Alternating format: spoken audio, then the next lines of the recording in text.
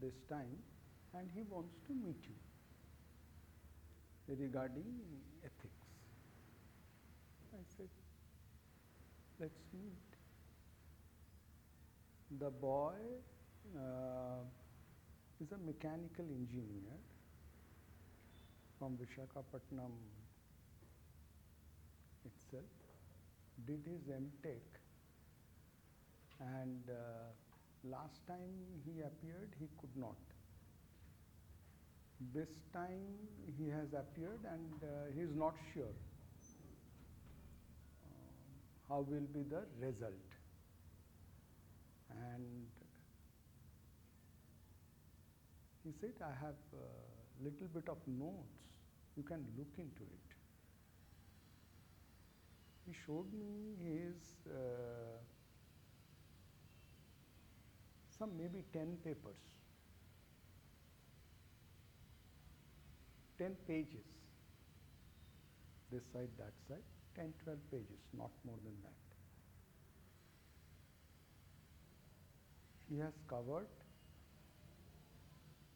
almost, I think those 10, 12 pages covered more than 50% of the total syllabus of ethics. He has, I mean, that is everybody, there is no customized code for all. That's what I found. I said, you know, what you are showing me, I am learning from you that how precise a course can be. He has pictures for most of the topics, smaller pictures. In a page there will be 10 pictures, and the 10 pictures are 10 topics. I'll give you one example. I was just looking, he didn't say me anything, he just showed me the paper. He has a picture of a person, and he has a picture here marking that this is the brain. He has a picture here that this is the heart. I mean, this is the head, this is the heart. And he has another person standing at the other side.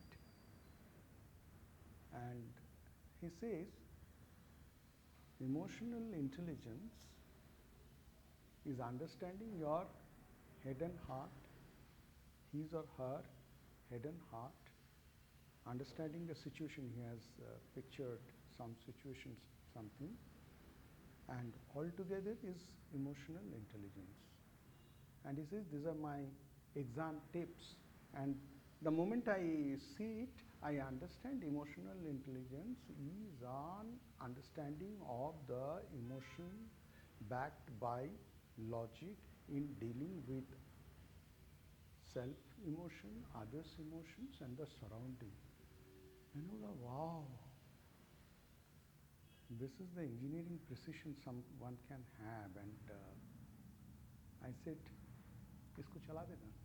I said, what I will comment, my God, I learnt it. Where from you got this idea? Ola, the last failure. Then he says, even then, you know, I'm not very sure whether I will be through or not. Can you tell me whether it will be okay or not? I said, I'm not an astrologer, okay? I cannot predict, but there's no point that you don't get. And we can only say, let us hope for the best and be prepared for the worst, that it will not happen. What I will do the next? Bola, yeah, that is the $1 million question. What will happen the next? Then he said, tell me something. And there was a girl who sat in front of me and was profusely crying, profusely crying.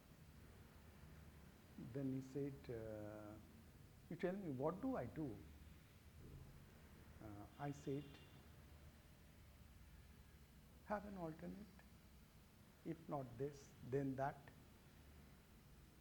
She kept mum for a while and then said, okay, I'll become a housewife. And then suppose you were not a girl, you were a boy, would you have said, I'll become a house husband? Well, no. Just because it is in the culture, so you take the easy path. You can have some other alternate also. I mean, the last resort could be becoming a housewife, killing your all feeling, emotions, desires, whatever it is, you will become a housewife. So I said, you should also have an alternate if it is not. What he said, I have already started.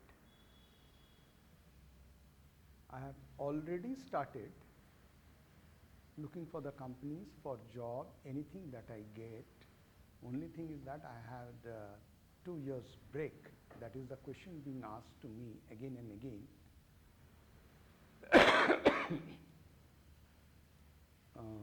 I have already started. What else? You are hoping for the best, you are prepared for the worst, and you have done a very smart work. No, sir, I worked hard also. And the smart work came from the hard work only. I mean, yeah. Smart work doesn't mean manipulation, cheating. No, no. Smart work means with the hard work, simply hard work it's not. You are trying to, with the hard work, getting something and trying to develop something, that must be there. That is the thing you have done. Now, there was an author named Ravi Sharma who wrote The Monk Who Sold His Ferrari. There he defined what is luck.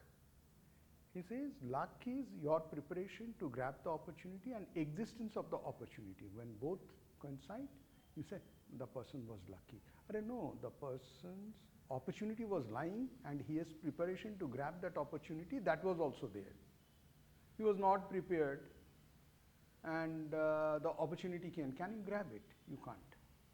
The opportunity must be there and your adequate preparation to grab the opportunity, that also must be there. Then only you will be lucky.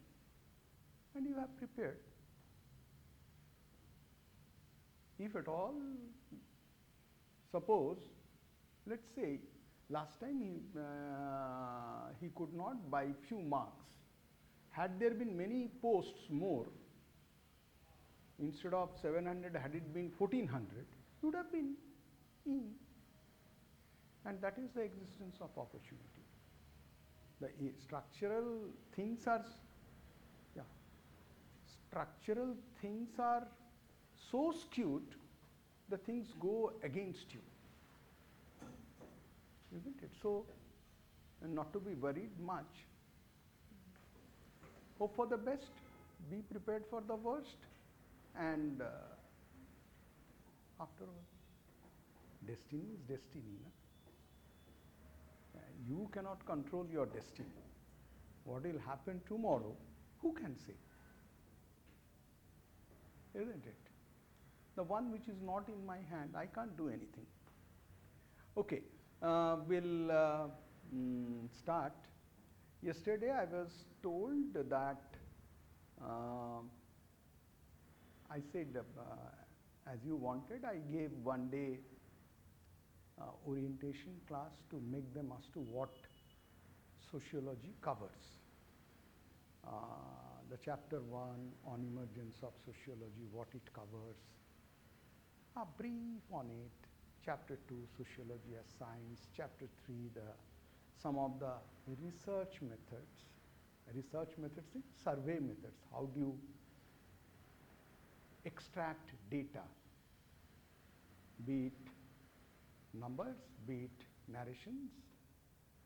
Then we talked about stratification, we talked about works and economic life like labor, society, etc.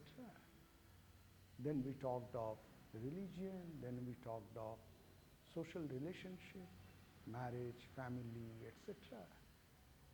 And we also talked of politics, some of the power thing, elitist power, pluralist power, pressure group, nation, state, citizenship, etc. And finally, we talked on the paper one, the last chapter, 10th chapter, is the social change. And in chapter 2, we talked about three Indian authors, basically, G.S. Ghure. Now no ethics, it is sociology. You know that? Yes. Okay. That's what I was telling. They were, I was told, first they said you gave them an orientation of the total thing, and there are many repetitions in paper 2. And they said, no, any thinker, which is little tough for any students, particularly those who are from non-sociology background, first time when they listen to it, the thinker seems to be very abstract, how to prepare for it. Talk of any thinker, maybe they said you start with the first thinker. I said, let me start with the first chapter, Emergence of Sociology in Detail. Well, no, some students said that let it be a thinker. Actually, the problem with it was with everybody, every time, during our time, during your time, maybe in future it will become more. The problem with the Indian youth is uncertainty. Decision taking, should I go for this, should I go for that, should I go for this, that becomes a problem. To zero down to a point is a problem. I do 100% agree with it. But for that,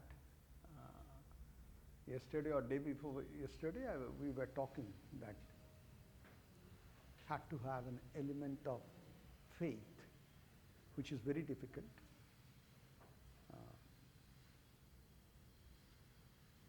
Have a little faith that if you take sociology, you can master.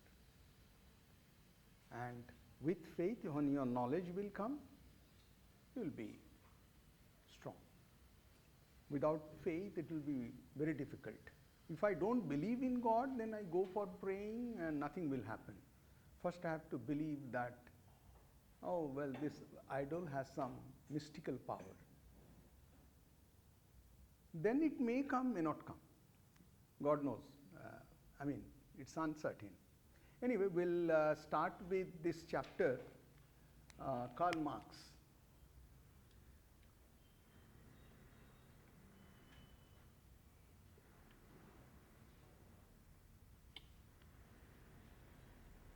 Karl Marx was basically a lawyer.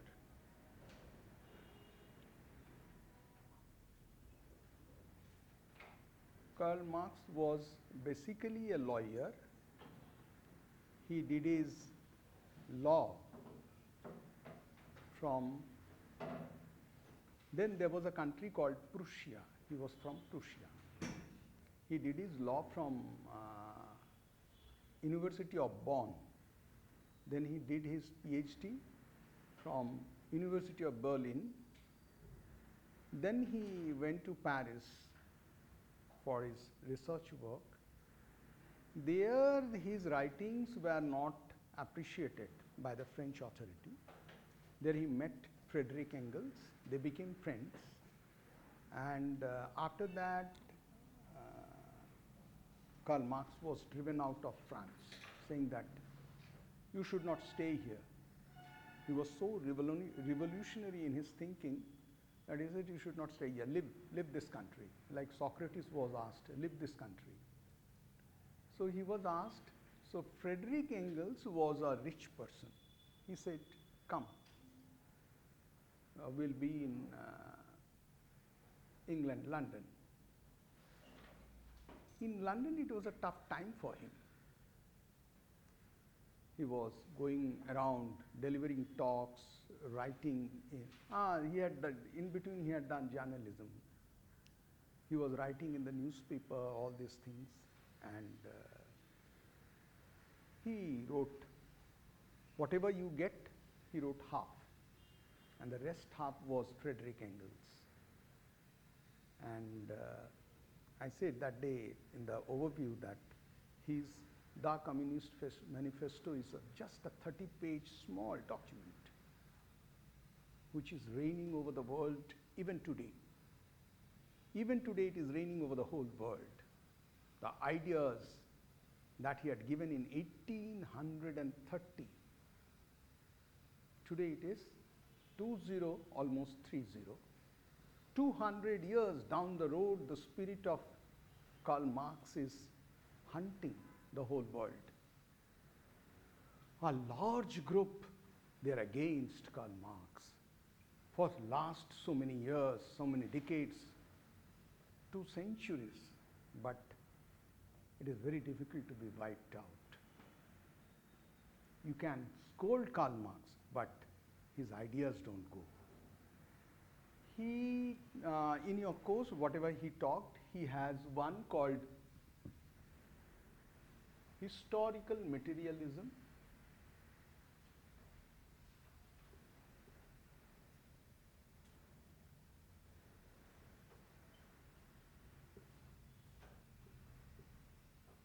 The second topic you have is mode of production.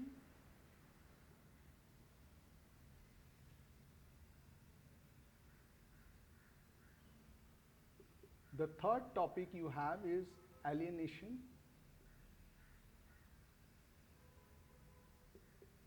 And the fourth topic you have is class struggle.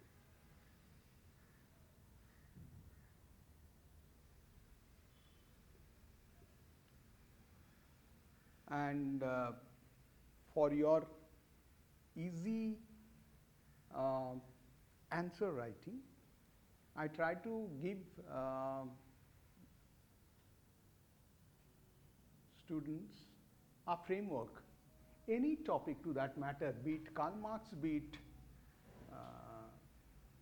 Durkheim or Weber or whosoever. I give a framework like, first you give meaning of the concept that is given to you. Second, you give features. Features means what are the salient features or characteristics this particular thing says. And the third thing, if at all there could be type, you talk of the type. The fourth thing that you gave, because these are 200 years old thing, now if you take the factory system, what is said 200 years ago will not be relevant today, and such questions won't come. It will come relevance today or significance, contemporary significance, what you call, that is relevance today.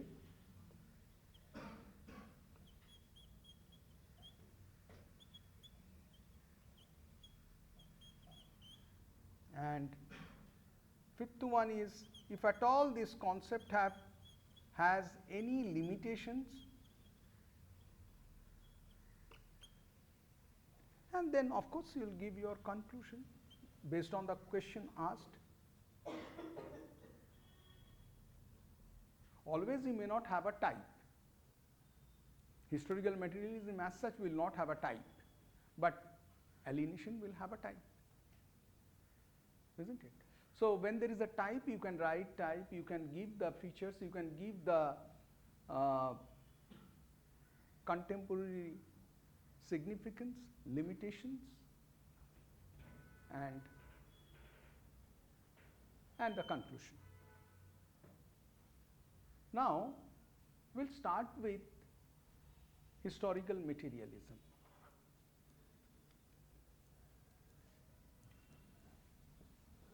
Acha, another thing, let me tell you what I am told. If they get adequate number to start a batch, if the batch starts, what are the deliverables? What I have to deliver, the things I was told yesterday by Gautam sir, that first you deliver on the chapter. After the chapter is delivered, that was my addition that he did not ask for, that maybe 1, 2 or sometimes 3 questions, maximum 2 to 3 questions which were in the previous year asked will be discussed based on that particular chapter. I mean chapter based 2 to 3 questions, sometimes only 1 question in the PYQ will be discussed, and what the salient points will be there. We will discuss that. And then gradually the paper will come to an end, like this we'll be doing it. After the paper comes to an end, a day or 2 will be devoted for the total revision of the paper. We will go for a revision because the chapter 1, introduction, chapter 10, social transformation, chapter 4, thinkers, so many things we will be doing. The other chapter will get deep into the subconscious level.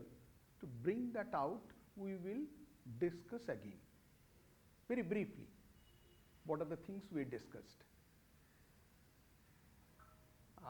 Then we'll start the second paper.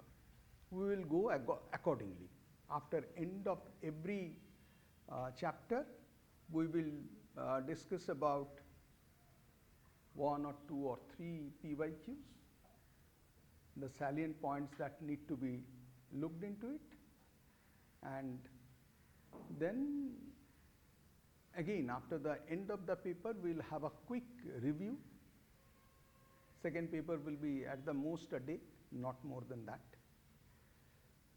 We will do a quick review, and after that there will be, that is your institute demands that there will be a full-length test for both the papers. I mean, altogether, paper 1, these are the full-length test, whatever the question comes, whatever number of questions comes of the pattern will be there, it will be a full-length test, and same for the full-length test for the paper 2. And after that, we'll have a half-length or 1/3 length test. Maybe few important as intellect goes, wisdom goes, that this may be relevant for the coming years to come. We can have, let us say, 10 plus 10, 20 questions for the 2 papers we'll have. And that will come to an end. And as I was told that it may start sometimes maybe mid of January, after you have a Sankranti. Sometimes it is a holiday mood. After that, if adequate, as the institute to run a batch, they must have some adequate number. Otherwise, their overhead cost will not be met. So, if an adequate number joins, they will start the batch sometimes after Sankranti, and it will continue to January, February, and in the March till the whole process is completed. That is how sociology optional, they said, are the deliverables. I said, okay, fine. Now we'll come with the, that is what they said, you start with a thinker. Thinker is the toughest thing for the students. They said, sociological, rest of the things are common sense. You explain them, you gave them an orientation. I said, let us start with the first chapter. They said, no, not the first chapter, you do with the first thinker. I said, okay, let us do with the first thinker. Before preparing for the sociology, you have any NCERT books to research?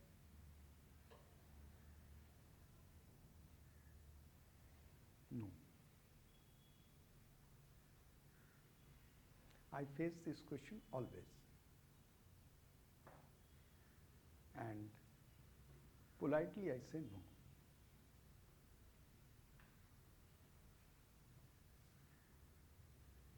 Basic understanding you can have in the class. NCERT will not give you critical understanding. And a straight question will never come. Let's say, what is the relevance of historical materialism in today's economy? That NCERT book will never give you. How is alienation occurring in work from home? That will never be told there. And every time students come with NCERT book, NCERT is a this much book. You want to study? Go ahead. It's a good book, undoubtedly. But I don't know, somehow or other it has become too popular in the UPSC circle. It's a very popular one. And the book can be downloaded free of cost, isn't it? Rather, I will say, have a book by Nitin Sangwan and Seema Sangwan. It has become a little voluminous now. Earlier they were very NCERT type. Now they have added all the PYQs and given the answers. Students were following. And some of the concept, when I said, is it there in your book? Well, yes sir, it is there. That means they are updating every year. It's a very popular book, Nitin Sangwan and Seema Sangwan. Sangwan, you say that they have paper 1, paper 2. I think earlier it used to be 200-300 rupees, both the books. Now they have made it to 600 rupees. They have increased the cost. Okay. So, you want to download? Go ahead. Download it, 11th and 12th.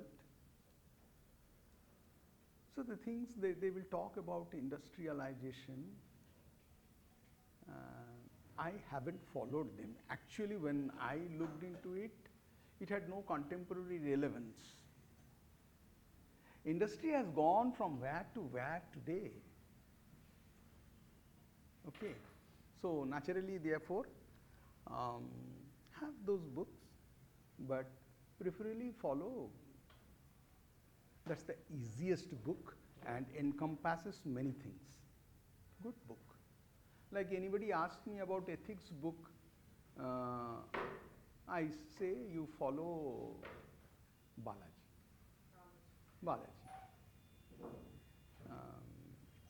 Very easy to follow, D.K. Balaji. He is also an IAS officer. This Nitin Sangwan is also an IAS officer. His wife is also an IAS officer, Seema Sangwan. And they know what are the students' requirement, and for the exams requirement, they have done it nicely.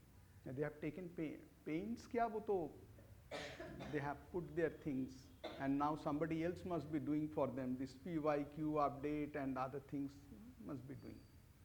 So let's come with historical materialism.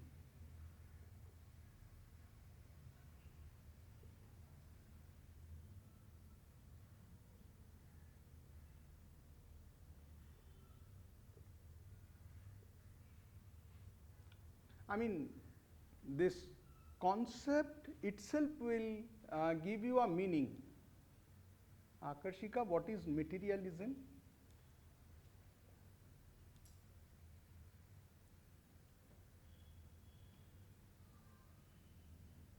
Well, it's a very difficult question you have asked. What's your name? I do not know. Divya. What's materialism?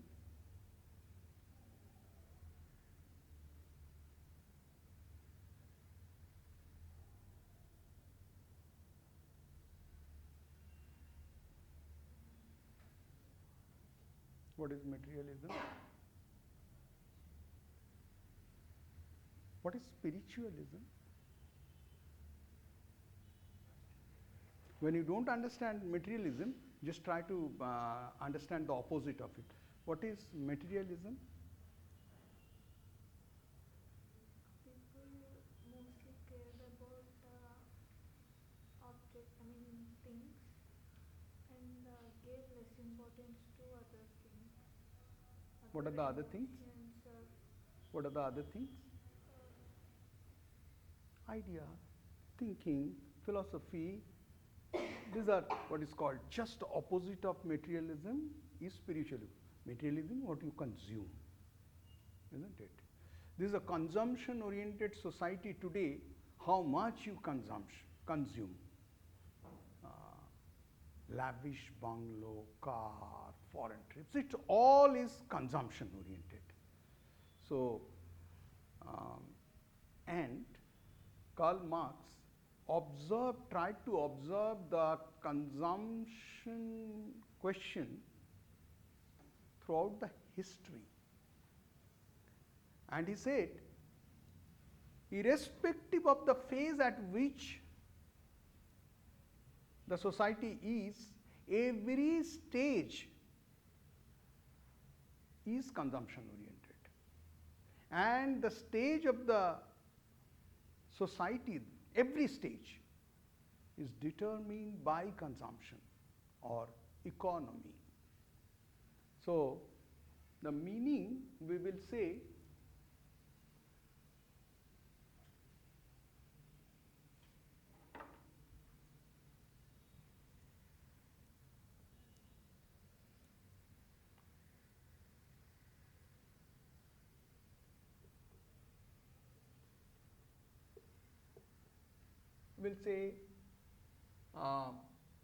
meaning. Meaning will have two components. One is materialism.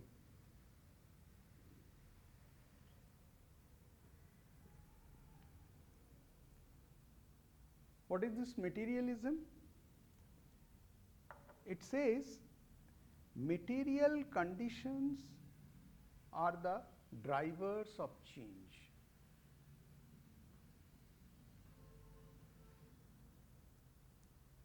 It says, the first thing it says, and let us write the meaning instead of, let's not put it in a table form. People sometimes ask for table. It becomes too difficult to bring it in a tabular structure to the thinkers. One is the meaning. The meaning is material conditions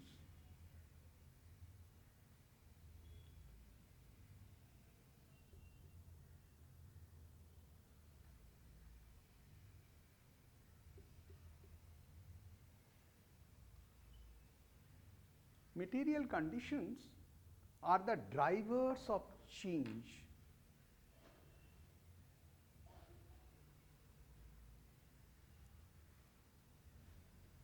Are the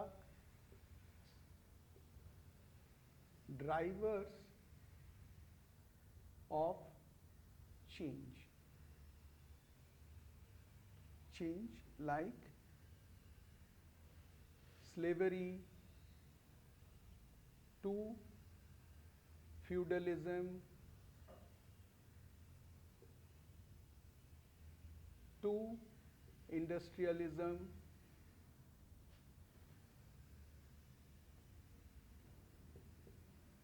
to communism. He said, he predicted. It is all the material conditions we did it, not the non-material conditions like ideas. It is not the idea, innovative idea, that brought from slavery to feudalism. No, people learned, came an idea, they started. Somebody will say, Rotherham plough was invented when instead of with one tilling the land, they had 5 or 6, and 2 horses were ploughing the field. In a large scale ploughing was done. So this was the idea which brought feudalism. No, Karl Marx says, maybe yes, Karl Marx says no. It was not the idea. He says, material conditions, in bracket you can write, not idea. Like somebody will say, God said, let there be light, and there was light. No. That doesn't happen. With the idea, technology doesn't come. During slavery,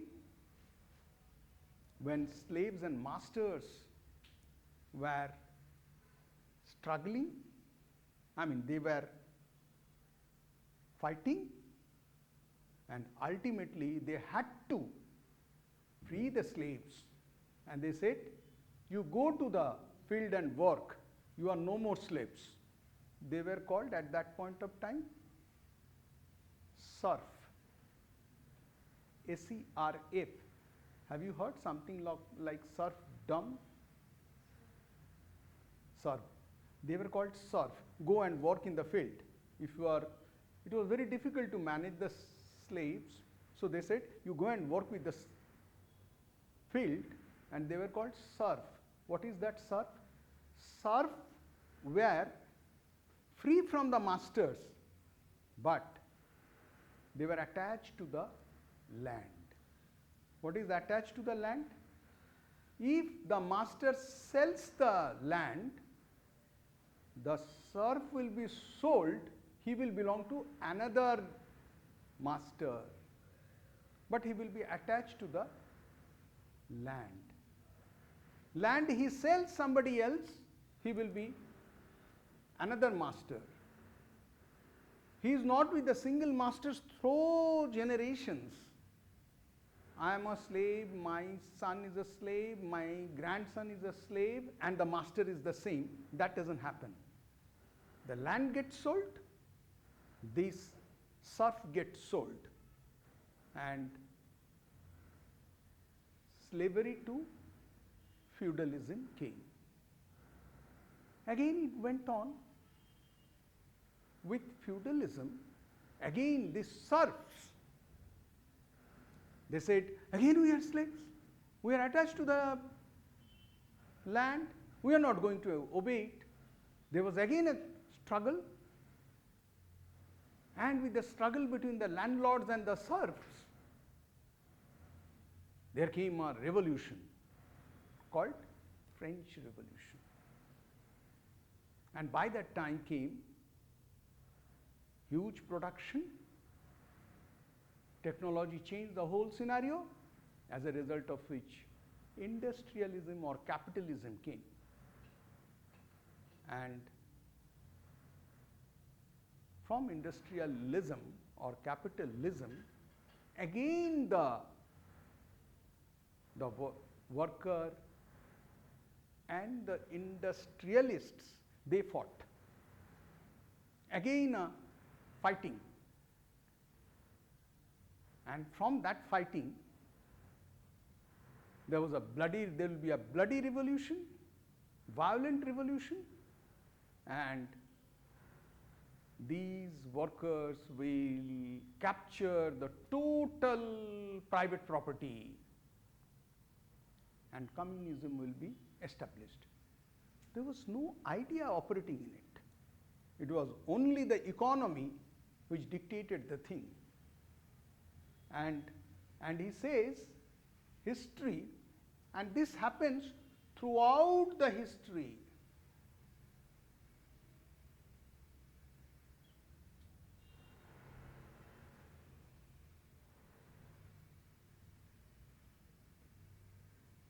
It happens throughout the history. And his famous statement, history of hitherto existing society is the history of class struggle. And this class is not based on the class which I said, the class based on education, the class based on something ideas. No, the class is based on purely economic condition. And he said it is always the two classes, the owners and the workers, the lords and the serfs, the masters and the slaves. Always they are the two classes, and the two classes will keep on fighting, and a new stage of society will come from slavery to feudalism, from feudalism to capitalism.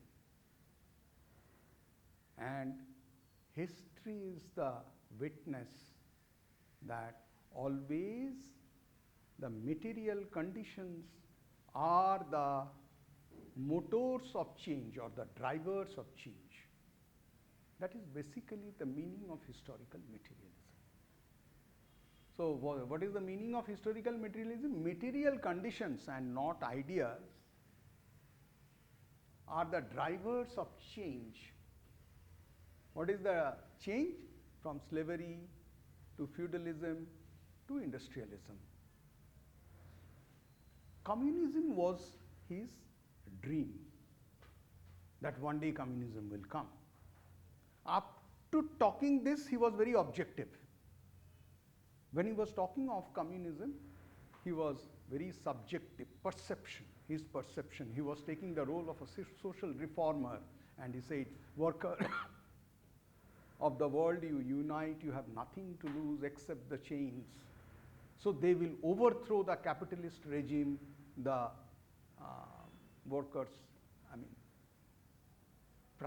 large private properties will be done away with, they will be nationalized. Large private property will be nationalized. And their profit will not be the motive. Whatever the earnings are there, it will be equally shared amongst the workers, because workers are also now the owners. It will be dictatorship of the workers. He used the German term called proletariat.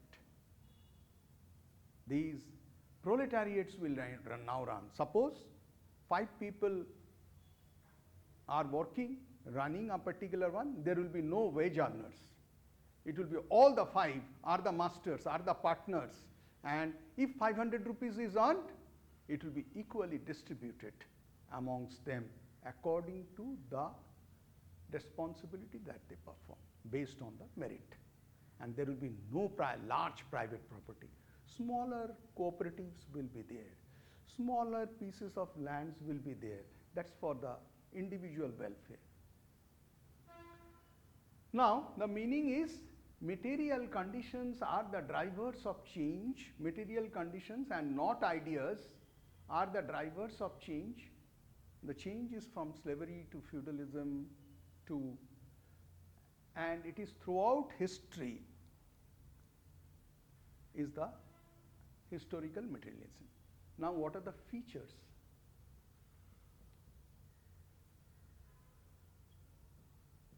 What are the features of historical materialism?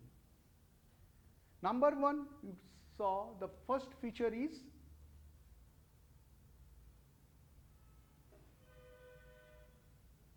historical development. Marx used history to explain his concept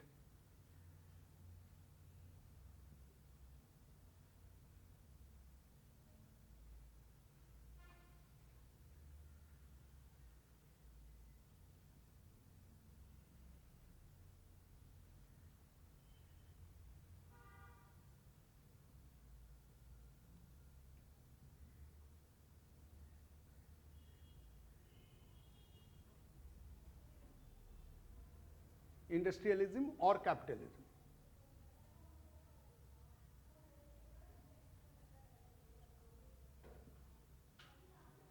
The second feature is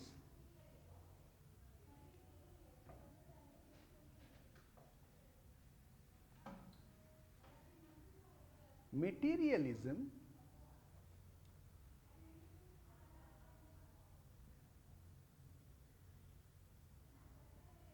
or economy. The base. Economy is the base. Materialism is the base. Materialism decides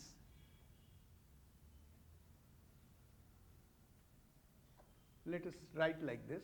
Materialism, you understood, materialism is economy. Materialism is the basic structure, economy, the basic structure, let us say, basic structure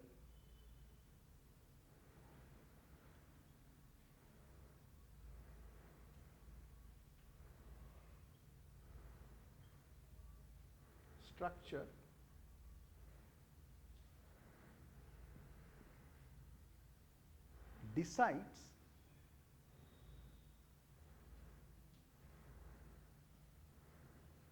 the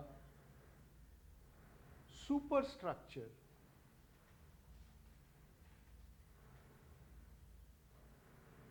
What is superstructure? Economy is operating, that is the base, based on which law, education, religion are decided.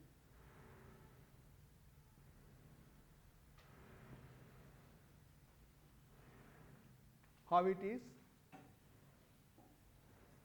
Economy is operating. Earlier, after independence, the economy was nationalization. Big industries where all government, SEL, BEL, GEL, IOC, ONGC, NTPC, this is all government, everything, that was the mode of economy. And education was accordingly. Factory acts were done accordingly. And it says, religion, be in Arabian Sea, don't enter gateway of India. Education, IITs, IIMs, they were constructed. Go for this kind of education. Because you have to support the economy of these large industries, BEL, GEL, SEL.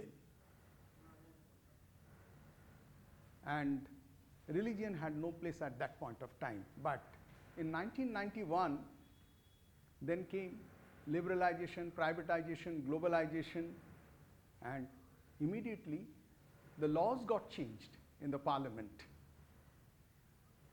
Disinvestment of these public sector undertakings, law, economy is deciding the law, and accordingly education came. Education got tuned to private universities came.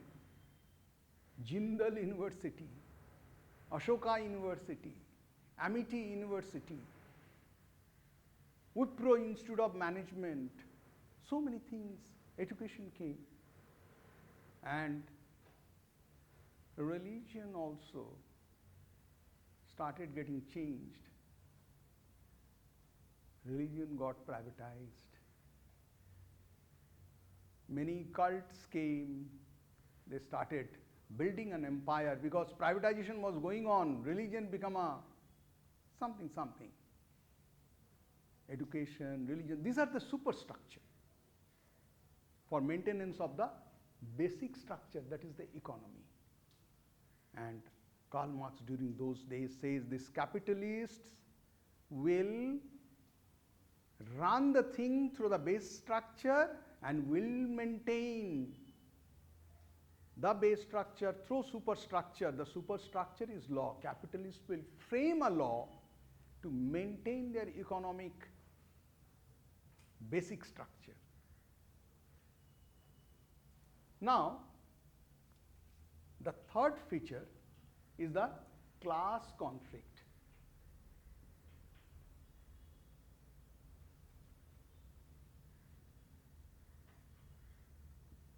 The third feature is the class conflict.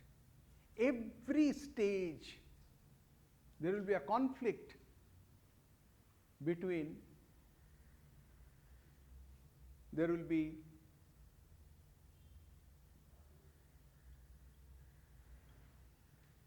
he talked about two classes mainly in every stage of history, two classes in every stage of history, stage of society. Slave will have two classes, masters and the slaves. Feudalism will have two classes, the feudal lords and the serfs, and industrialism will have industrialists and the workers.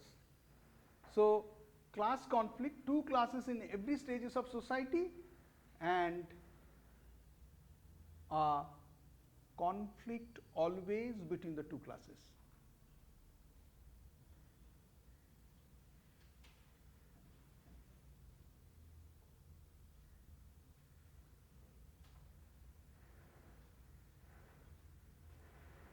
Conflict between two classes.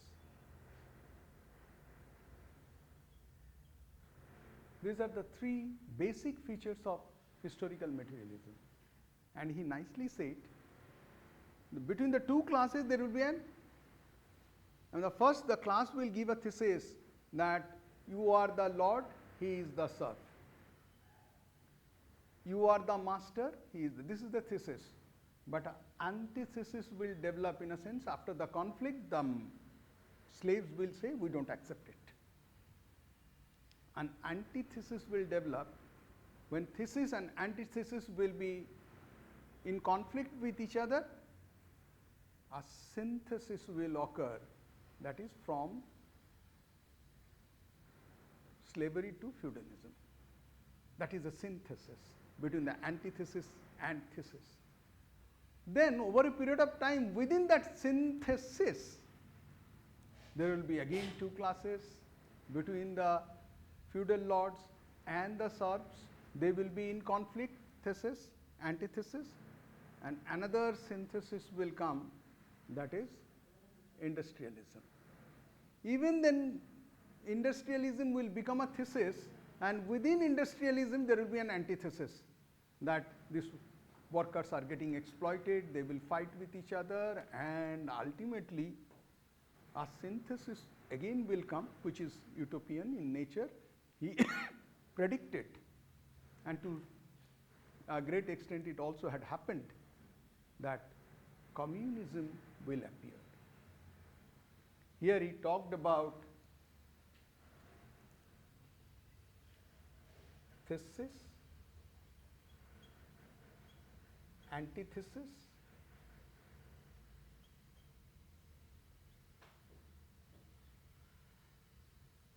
synthesis.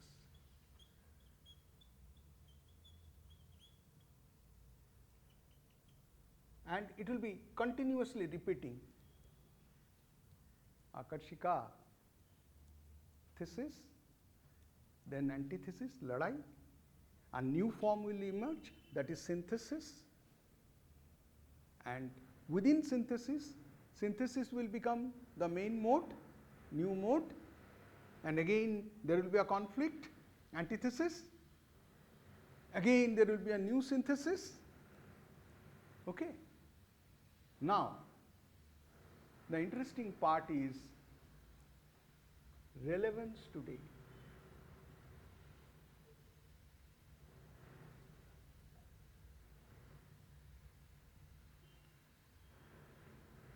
How this particular thing is relevant today. Let us come to the historical development.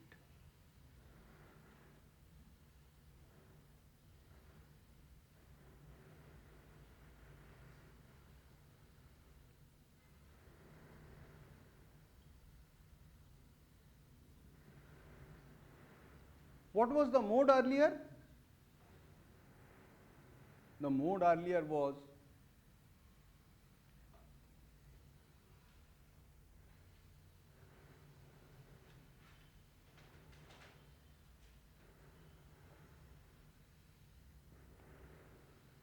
work from office. That was the thesis. A conflict occurred. What are the types of conflict occurred?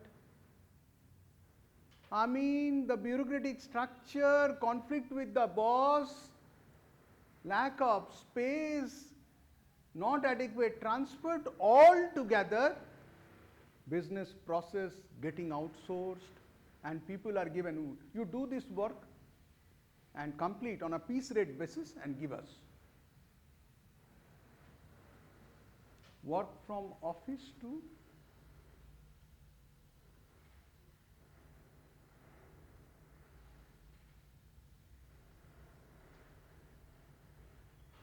work from home.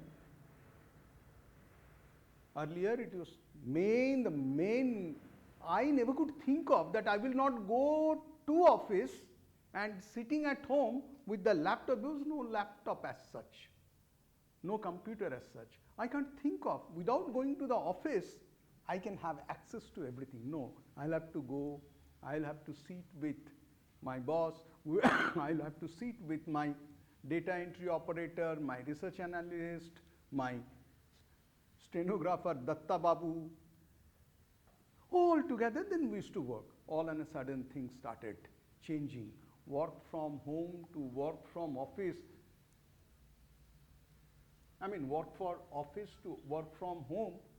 Then, now it is a new type. Hybrid.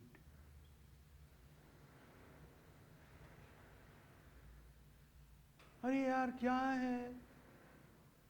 I mean, one day I was told, no student. I mean, no student. What do I do? Well, no, you go and take the class. I talk to the chairs. Well, no.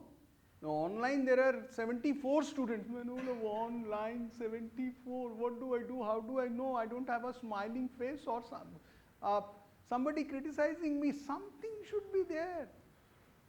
Either they like me or they dislike me. Arey, kuch to ho. Well, no, it will be recorded. And of the online, there were 14 or 15. And of the 14 and 15, somebody logged in and slept. मैंने बोला यार पूछ रहा हूँ अरे Abhishek, is it okay? Abhishek, where is Abhishek?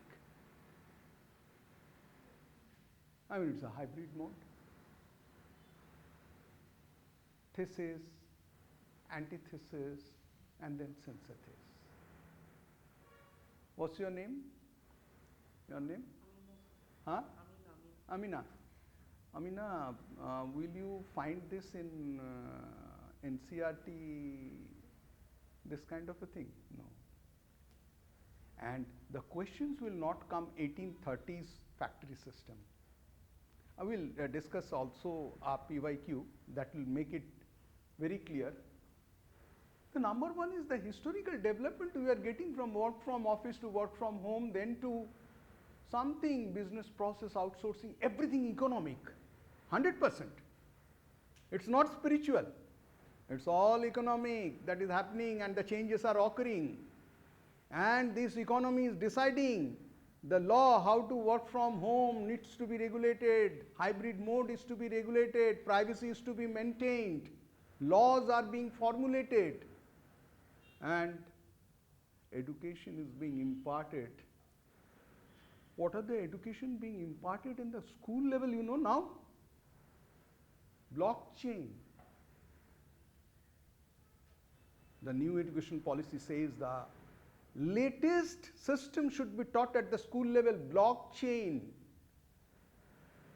artificial intelligence, use of social media. people should be knowing. Education, this economy decides the education, economy decides the law, economy decides the religion, isn't it? Today, the economy decides heavy money should be pumped for Kumbh.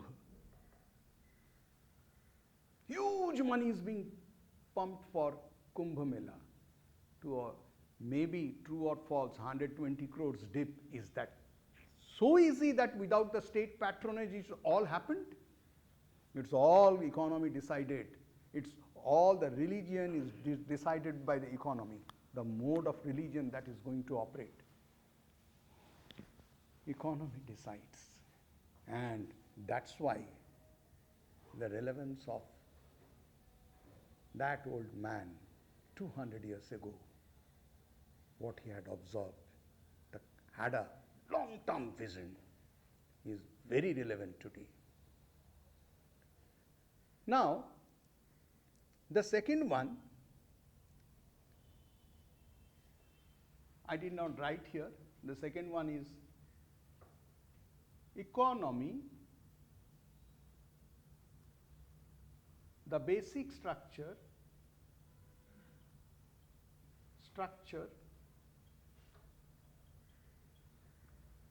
decides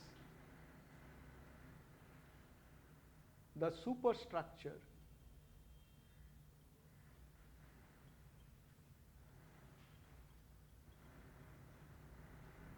law, education, religion. You can talk of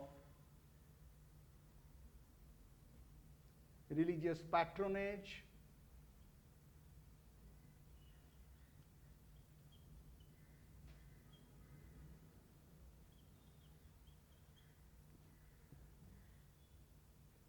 disinvestment, disinvestment laws,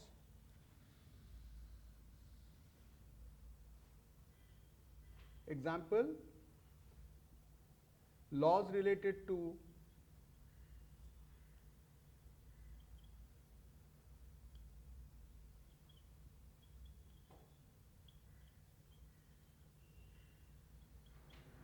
disinvestment,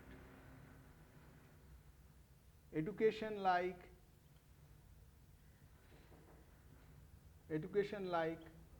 IT. IT is a very broad term. You can talk of blockchain. You understand what is blockchain?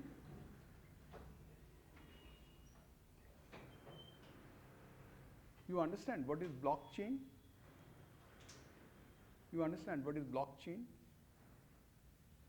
What is Uber? Uber apps for driving. How it operates? It operates the blockchain. It's all blocks. You are a block here, the Uber driver is a block there, in between is a person who is running the platform called Uber, and it is all encrypted. Once you enter into it, if you are changing, the laws are doing, and that is, it says minimum commitment, minimum bureaucracy with minimum commitment. This is the kind of a thing that is emerging, and people should learn it, and it is being told that start it from the high school, beginning of the high school itself. AI. One of my relative called, Dada, my daughter is in class 9. How is ChatGPT for her?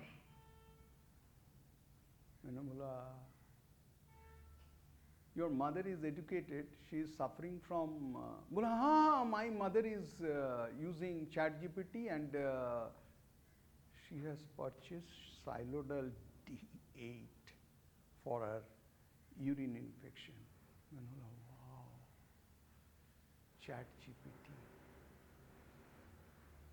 So now the question is, children are learning how to use chat GPT. I said, you see, I won't say no, let her know, but at the 9th class level, she will not be able to identify which is the right answer.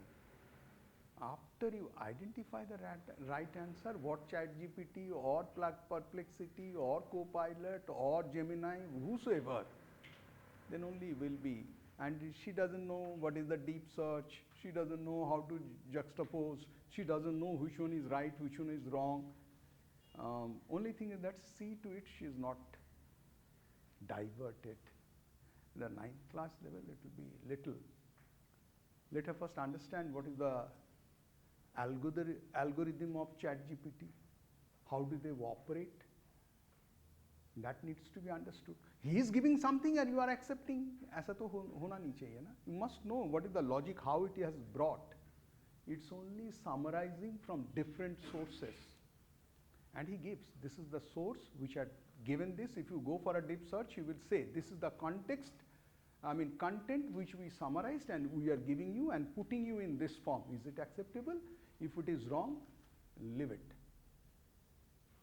Rubbish things are there in the cloud, they will summarize it and put it. You need to, it's a very good tool. I don't say no. Your 6 hours effort, if you are really smart enough, you know the algorithm, how it operates, you can bring it down to 2 hours level. Only thing is that you have to have that thing. So, education is changing and the class conflict, the third feature.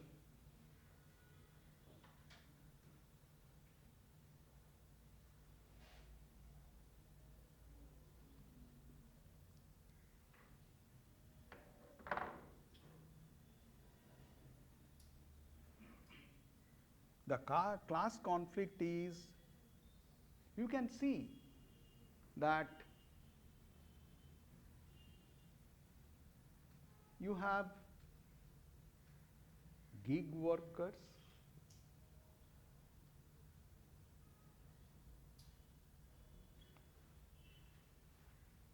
the precarity of the gig work. You can also see modern slavery, which I was talking.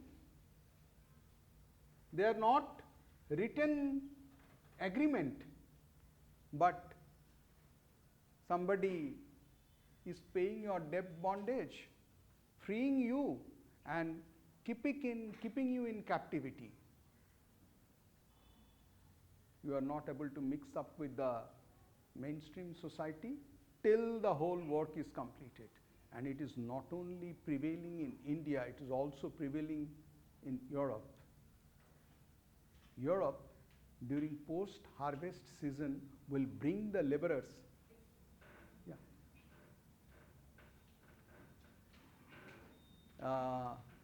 Europe, during post-harvest season, will bring the laborers from Africa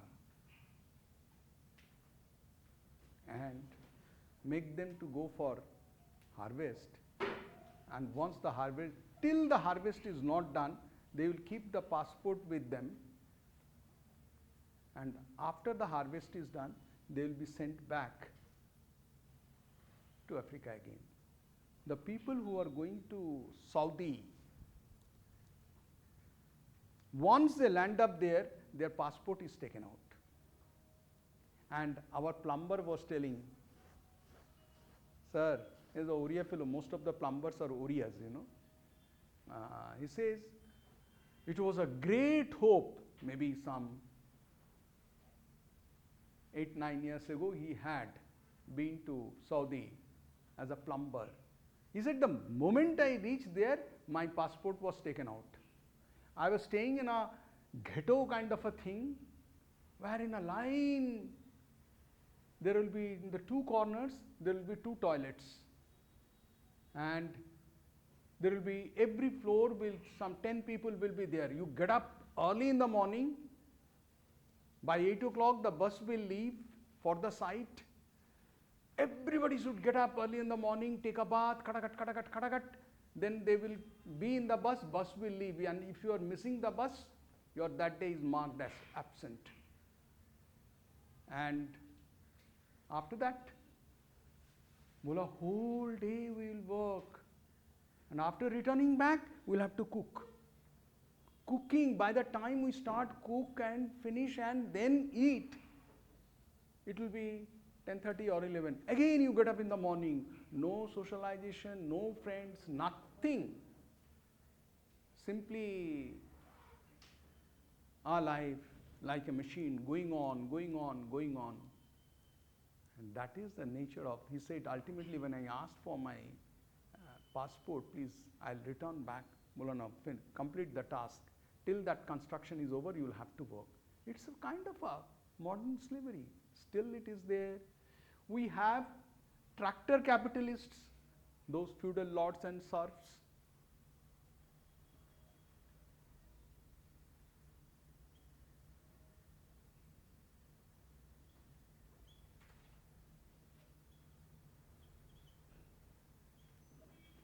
The modern capitalists are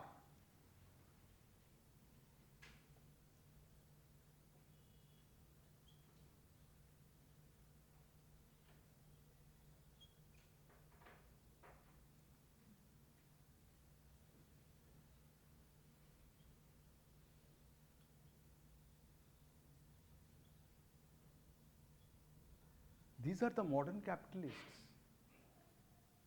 What is Meta?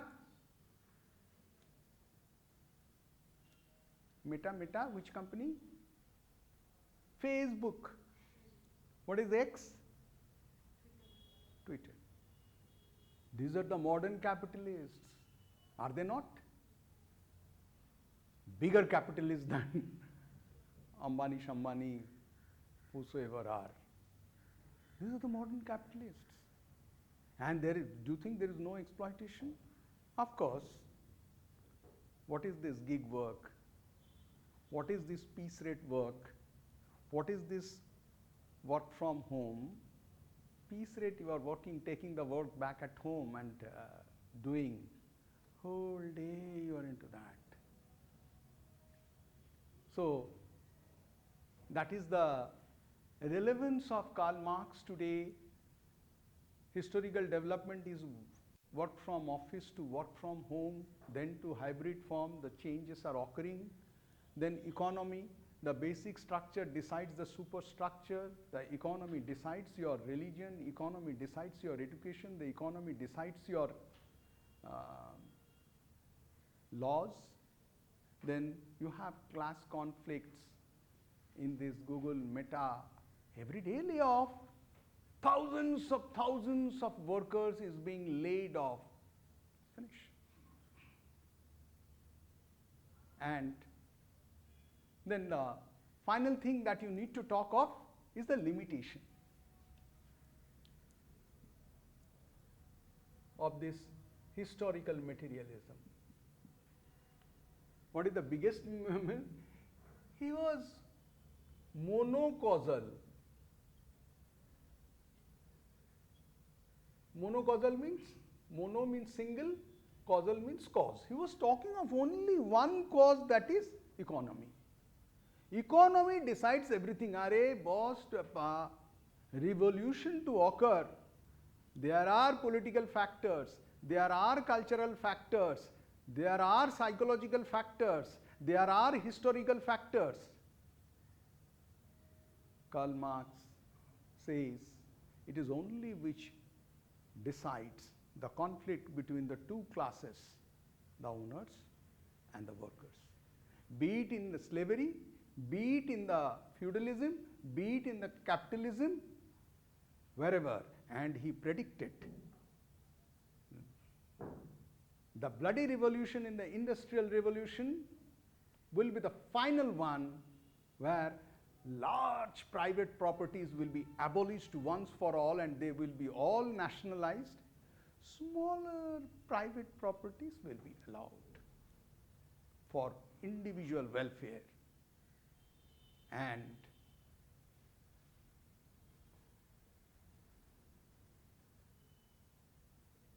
communism will be established. He was monocausal, I mean, overemphasis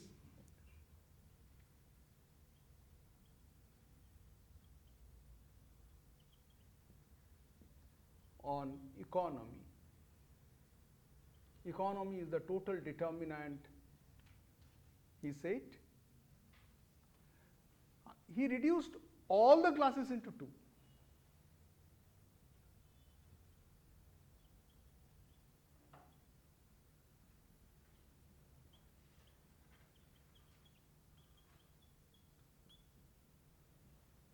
It is called reductionism.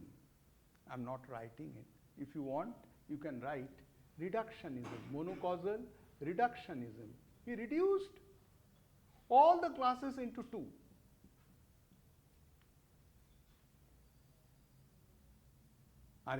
We have only two classes, the industrialists and the workers. In between there are many classes, board of directors, executive directors, senior managers, general managers, supervisors, workers, so many classes are there. But to him, whether you are general manager or you are a worker, the basic class that you belong to is the working class. You are not the owner. That was his argument. And the third limitation is history is not linear, neither can be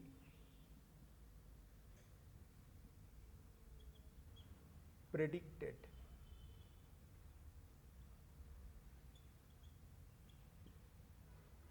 History doesn't move in a straight line. First slavery, then feudalism, then capitalism, then transitory socialism, then communism. In Soviet Russia, from feudalism directly they landed up with communism. They bypassed many stages, and capitalism is refusing to die. It is not dying. Has capitalism died with a bloody revolution? Rather, communism, wherever was established, has withered, has vanished many places. Prussia, Germany, many of the East European countries, West Bengal, 34 long years of an establishment was just overthrown by a one lady single-handedly. One lady's leadership single-handedly overthrew 34 years citadel. That was the time. And after this we will be discussing a PYQ based on this particular topic. Critically examine Marx's theory of social change. What is this? This is the social change. Where is the social change? What we said here? Critically examine Marx's theory of social change.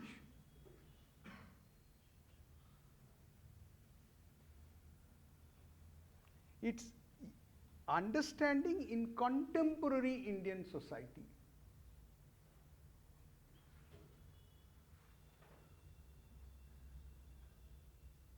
This is Marx's theory of social change and how it is still relevant today.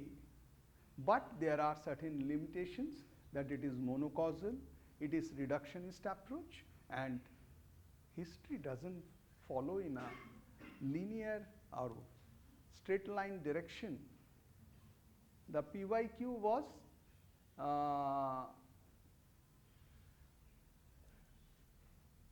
critically examine Marx's theory of social change, how it is useful in understanding contemporary Indian society. Present Indian society may, how we are going to apply it. And I gave you an example of work from office, then work from home, then hybrid mode. That's one. You can give many other. Once upon a time, there used to be big industries, assembly line workshop kind of a thing. From there, we have come to business process outsourcing. From business process outsourcing, now you are on to some other mode, IT and other things. And the next PYQ was related to historical materialism is explain the statement, the history of all hitherto existing societies, the history of class struggle in the light of historical materialism of Karl Marx. It's a straight question. For the straight questions like this, you explain what is historical materialism, then you give its features, then you give its relevance, give the limitations. Simple. And it will be R250 words. Well, let me get little introduced to you. Your basic education. I'm a law student. You are not a? I'm a law student. Actually, you are a law student. Okay. He was a lawyer. And you? Commerce graduate. Well, I was told that today I'll have to talk on any particular thinker. They said you deliberate upon Karl Marx. Within 3 hours span, whatever we could do. Karl Marx has 4 things in your syllabus. This thinker, historical materialism, then mode of production, then alienation and class struggle. I started at about, I waited for 15-20 minutes so that I can do with the things. You came late. I tried to talk on historical materialism. Normally I give a framework how to analyze a particular concept. I say first you write the meaning, then you give the features, then you give the significance or relevance today, because we are talking of a concept of 1830 and 200 down the line, 200 years down the line. If we don't give the relevance in today's society, 200 years, what was the condition? Your questions in sociology never comes like that. Sociology is always contemporary, based on the past. So, I said that historical materialism is material conditions, economy, not idea. It's not like, it was idea which brought air conditioning, no. It was not the idea, God said let there be lights, there was a light, no. It is all the economic need which brings the things, and material conditions, not the ideas, are the drivers of change in the society. What are the changes that occurred? Initially it was a slavery where masters and the slaves were there, and the masters and slaves were associated with economy, and they fought. Finally, the slaves were freed and they said you go and work in the field. They were considered as serfs. Then came serfdom or feudalism. From feudalism came industrialism, and then he predicted after industrialism or capitalism will come communism. And it happens throughout the history of hitherto all existing societies. This is a very famous statement. The history of hitherto all existing societies, the history of class struggle between the haves and the have-nots, between the owners and between the workers. He divided the things into two classes, and the features are, one is historical development, definitely. From the name itself you understand this is a historical development, slavery, feudalism, industrialism, and there is materialism, that is economy decides what will be the law, what will be the education.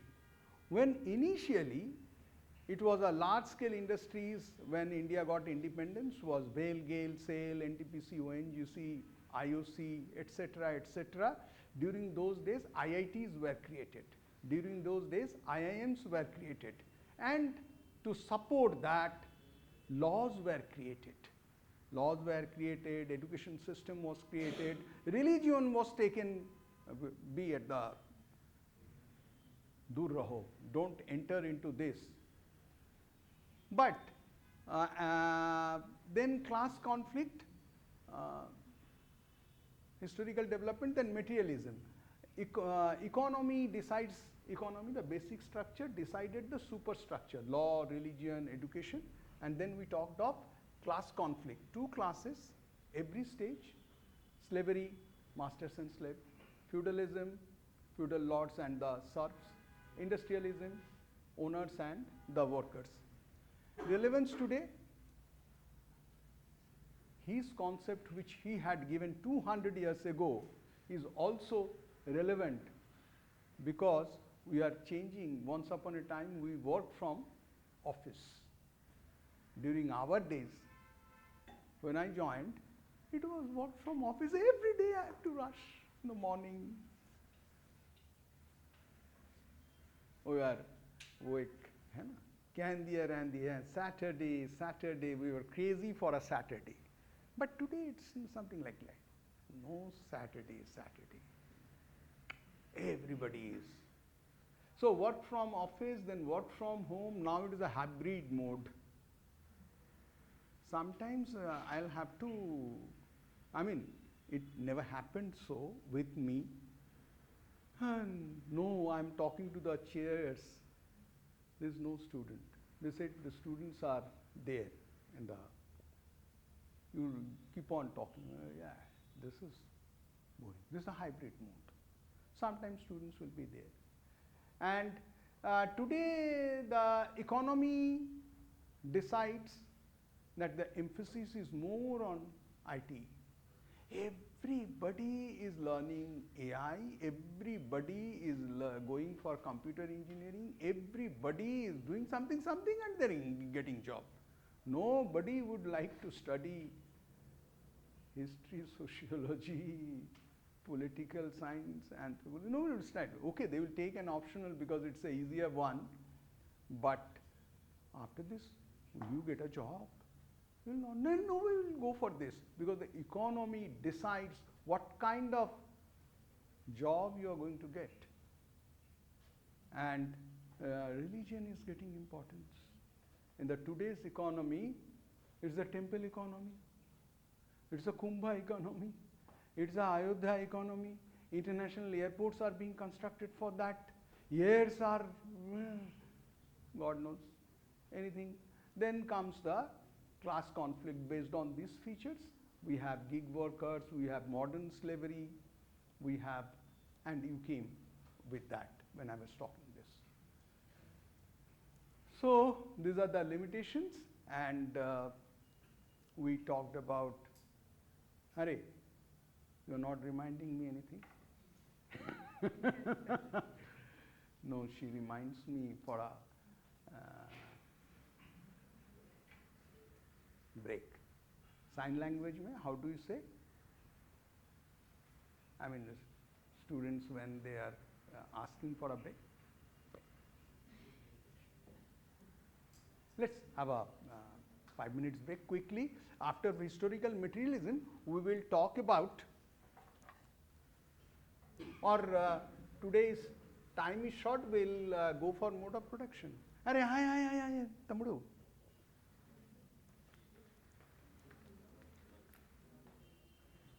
This young boy helps this old man. That's why I said, when I'll go back, I may forget everything, but not Nagendra. He helped me so much. Mode of production, correct? We'll do it quickly.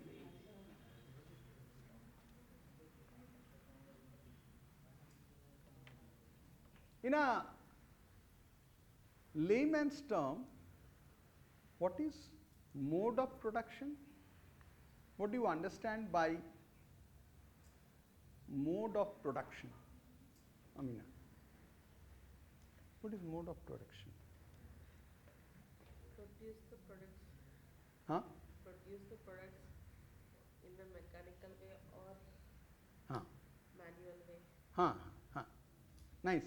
थोड़ा सा little in an organized way, if you can say.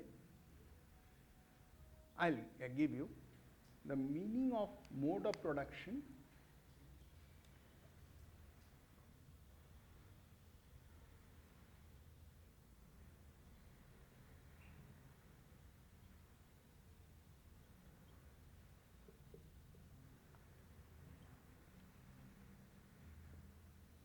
We have the 4 points: the meaning, the features, relevance today, and limitations. Then we will have a PYQ. And if you understand the meaning, features, relevance today, and the limitations, it's fine. Sometimes you may have to add one type. Suppose when we will be talking on alienation, we will talk of the types of alienation. We will also try to see here. The mode of production is how society organizes production through meaning,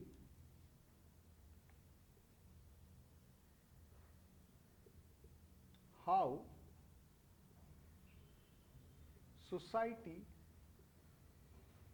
organizes production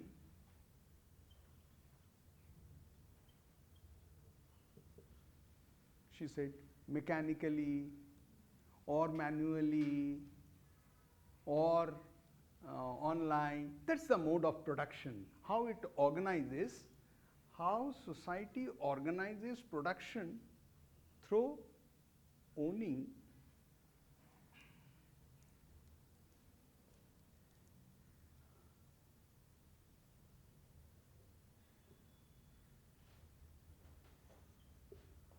technology.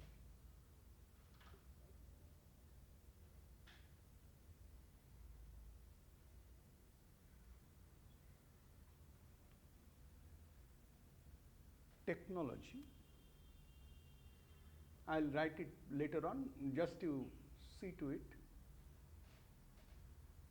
How society organizes production through owning technology and let us say instead of this owning, you can understand owning forces of production.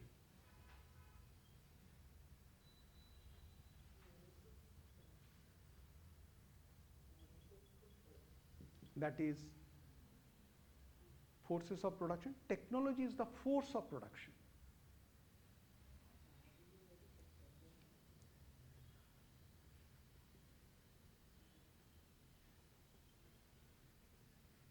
And relations of production.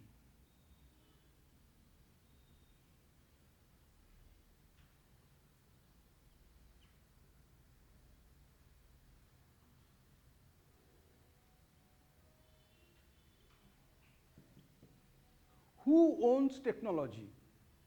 Who owns the tools? Who owns the forces of production, money? And what is his relationship with whom, who works for it? That is the mode of production. So, mode of production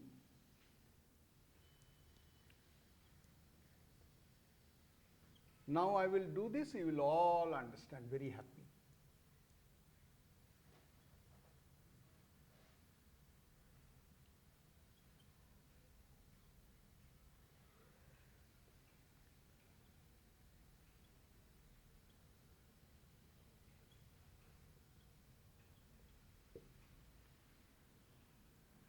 Who owns technology and what is his relationship with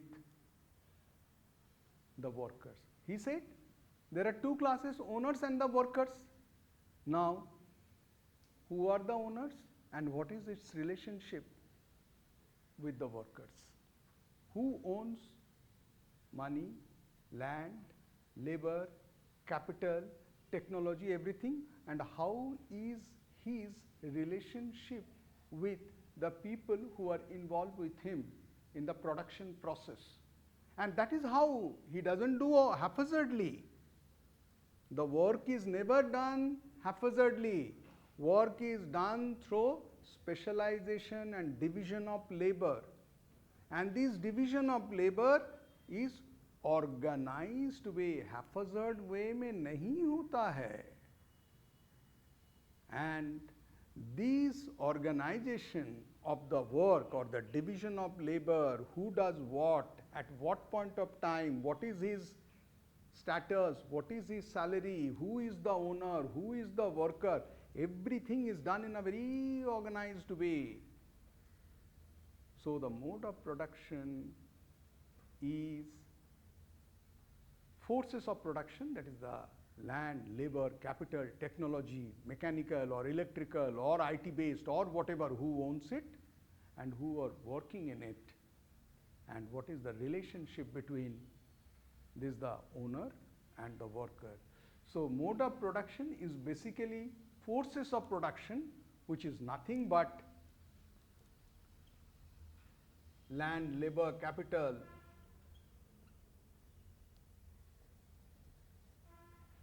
FOP, let me write.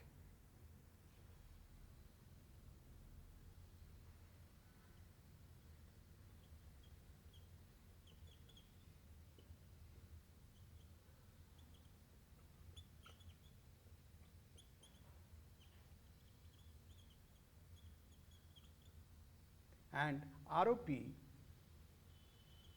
is equal to relations of production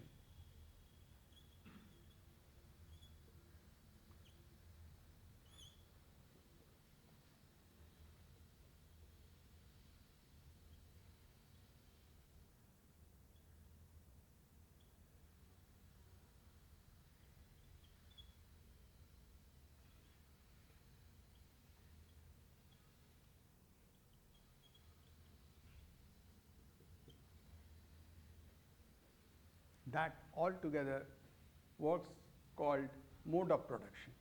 Now, what are the features of mode of production?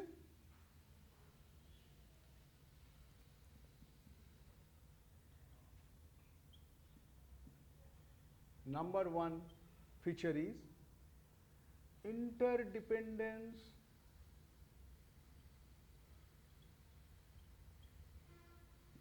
of FOP and ROP. Forces of production, land, labor, capital, technology, everything is dependent on the worker skill, how much they are working, and at the same time, these workers are also dependent on land, labor, capital, technology, etc. They are interdependent. In the economy, the owners and the workers are interdependent. This is the thing that mode of production, through mode of production, Karl Marx, and he says each mode of production will give rise to a class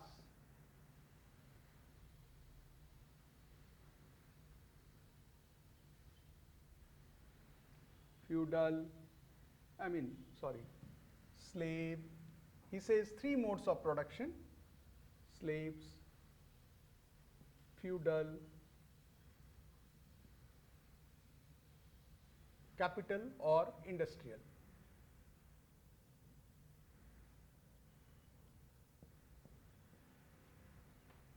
Each mode of production will have class, and there will be conflict between FOP and ROP. The third feature is conflict between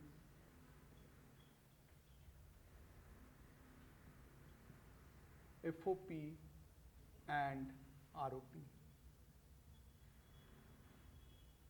Obviously, who owns land, labor, capital, and who are dependent on it, there will be always be a conflict. Slaves will have conflict with the masters, serfs will have conflict with the feudal lords, and workers will have conflict with the owners.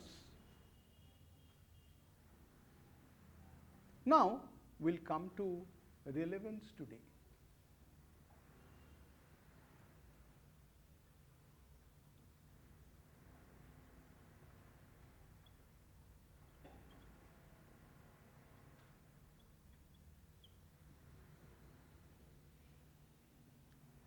What is the relevance you find this kind of a mode of production, kind of a thing today? FOP and ROP are interdependent. Give example today.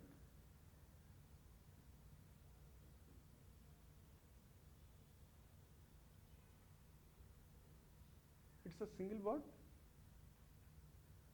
Let's put a hyphen. I do not know. No, single word.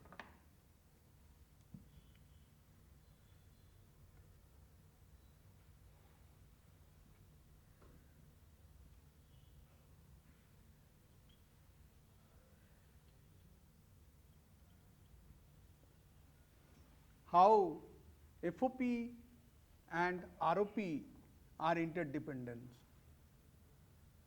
You have today business process outsourcing.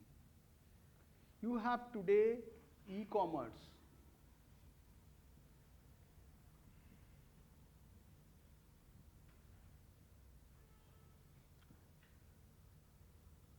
Business process outsourcing.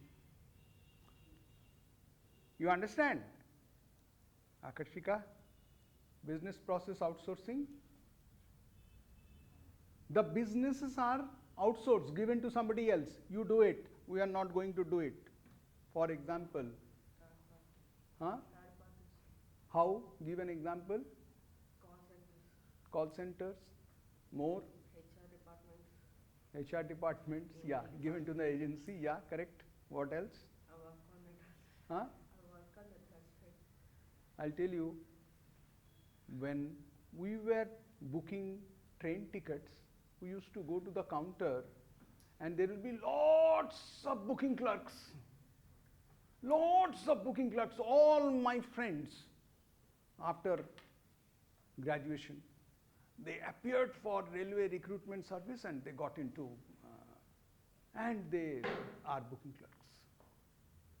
And there will be, in the morning, 8 o'clock the counter will open, from 6 o'clock people will be in the queue. The railway said, we will not be with the booking. Hey, outsource it.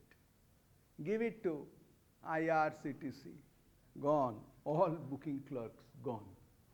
There is no booking clerk now. Now, the station cleaning, train maintenance, that used to be, sweepers used to be the railway employees. They used to get salary, they used to get provident fund, they used to get pension, everything. Now, it's all outsourced. Kabhi Sulabh Sauchalaya, kabhi this party, then that party, they'll be doing it. Railway doesn't look after it.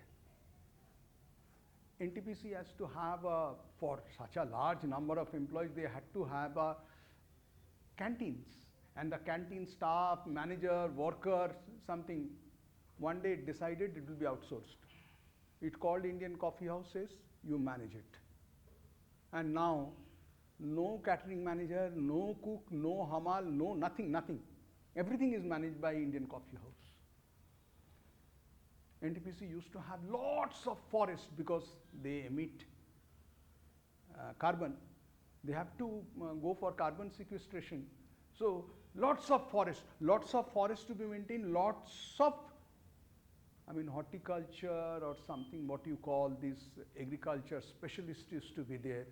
There's a outsource it to the horticulture department, gone. It used to have hospitals, its own doctors, its own staff, own nurse, everything own. It says, no, it give it to the agency. Hospitals to be run by the agencies. We can't run hospitals. Some places it is there. But the doctors on contract list, outsourced. They are taking it from this is called business process outsourcing. Is it not a change in the mode of production and relation of production? It's a change in the mode of production and the relations of production. Now, somebody who is not a salaried employee of NTPC, he is not complaining against NTPC. A catering staff will complain against Indian Coffee House.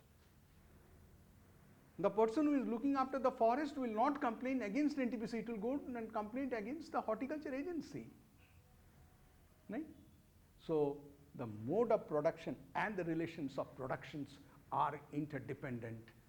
We have BPOs, we have e-commerce. Long ago, 20-25 years ago, one of our computer scientists, Suchishmita, was conducting a training program on e-commerce. And what is that? And 25 years ago, nobody has heard of. Bola, time will come when you purchase your shirt without going to the shop. I'm like, hell, I'll never do that. How can I purchase a shirt without going to the shop? But you do not know. It will happen. What is the security concern, this concern, that concerns, what is the platform? We are giving training. You don't have any work, you do all this rubbish things. Might be I haven't gone to the shop for so many years. I haven't gone to the malls, I haven't gone. Who will go? Unnecessarily, everything is available. And you be little crooked, you can do many things. Takes two sizes. The one which fits you, other one you return. I don't do that. Yeah. Little bit of satisfaction is there. Little bit of? Satisfaction. Wearing and standing in front of the trial room and when you have to wait. I do not know about Vizag. Even that you have a mall, Trends or Reliance kind of a thing. What a great queue in front of the trial room. I got a deaf boy who was helping me, looking at my hair and other things. I was able to interact with him. Whenever there will be a trial room vacant, thank you. But there is a big crowd. It's better to do it at home. Anyway, you have interdependence, then you have class formation.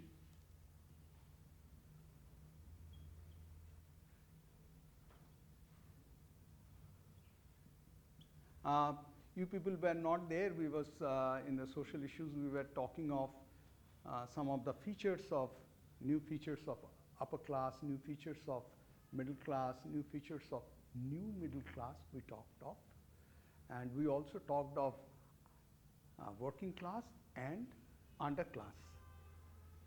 There are a category called underclass. Nowadays, there was nothing called underclass. There was nothing called new middle class. Now they are emerging.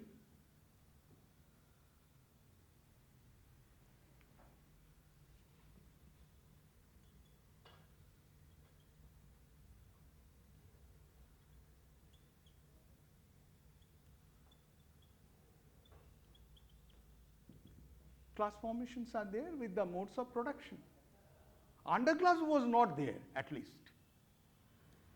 Underclass has appeared. The subaltern class, another new class. I didn't talk subaltern class. It's a class, it's a powerless class. Dalits, untouchables, completely powerless, of course, with reservations. And there will be conflict between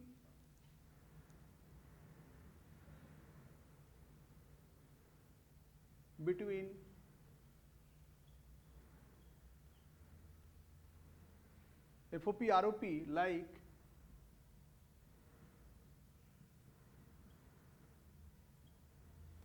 like gig workers,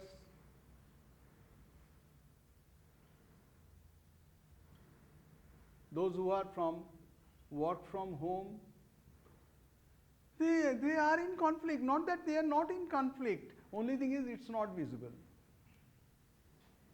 They are in conflict. You think working from home is that easy? It's not that easy. That's why turnover is so high. Conflicts are there, but they are not visible. And if at all they are visible, they are in the platform visible, which common man can't see. That gate meeting, dharna, rallies, these, that, it's not happening. And then we'll come to the limitation.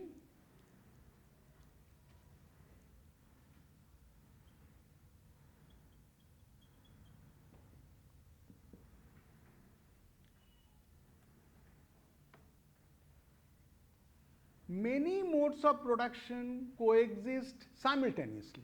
Not that in a linear historical manner, first comes feudal slavery, then comes feudal, then comes industrial. No, no, no. History is not in a line, online. Multiplicity, simultaneous existence of, jagah kahan hai yaar? Simultaneous existence of many modes of production.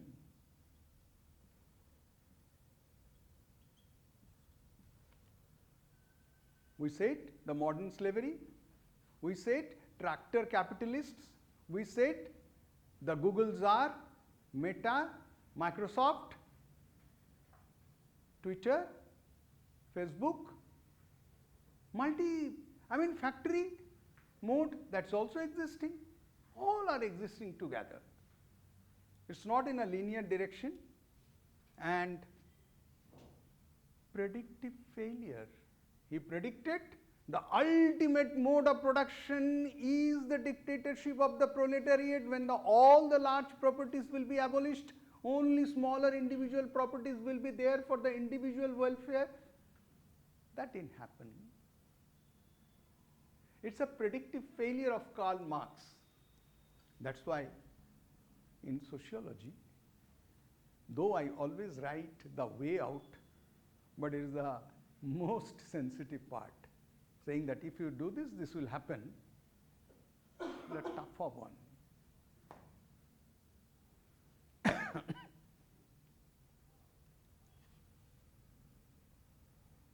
Predictive failure.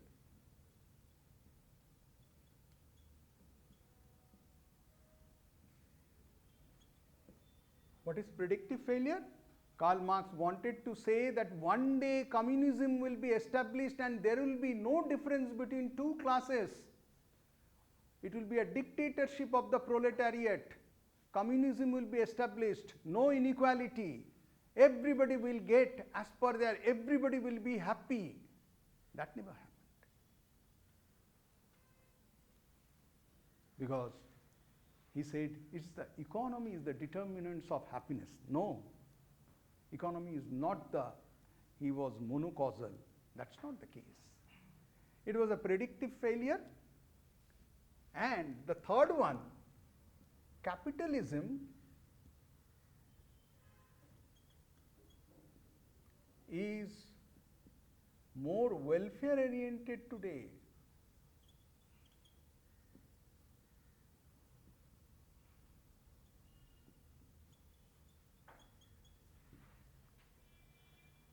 Capitalism is more welfare. It is unlike that exploiting machinery. Today, the corporate houses, they have gyms, they have swimming pools, they have once in a while they go out for trekking with the employees to motivate them. They have training sessions, they have meditation for stress management. I said, that Kanakpura they had sent me, Baba. It was just funding him, nothing else, yeah, nothing big. But anyway, that's how they try. At least the employee should be happy, but earlier it was not so. And this is the limitations. Now we'll come to the PYQ. So my mode of is first you give the meaning, then you give, from the meaning you will derive the features. Once, and for the meaning, your two words you need to understand. You give the meaning, you give the feature, you give the relevance today or significance, and you give the limitation. And your PYQ was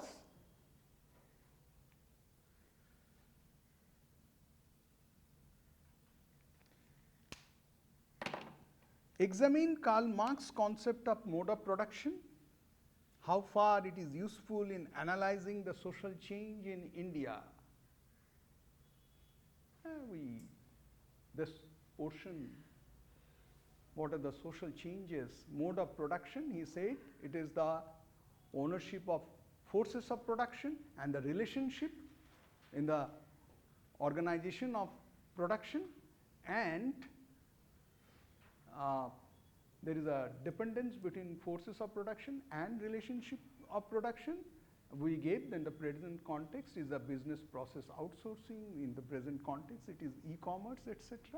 And there is a class formation. We are getting new middle class, underclass, subaltern class, and the conflict is, of course, conflict is prevailing. Layoffs are there. Protests are also occurring, though in a digital form, but protests are there. That's how the things. The third one, alienation. Again, we'll adopt the same formula.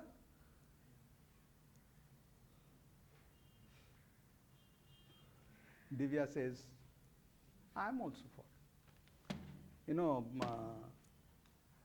Dr. Samir Parikh, who is a psychiatrist, he says, always you have to have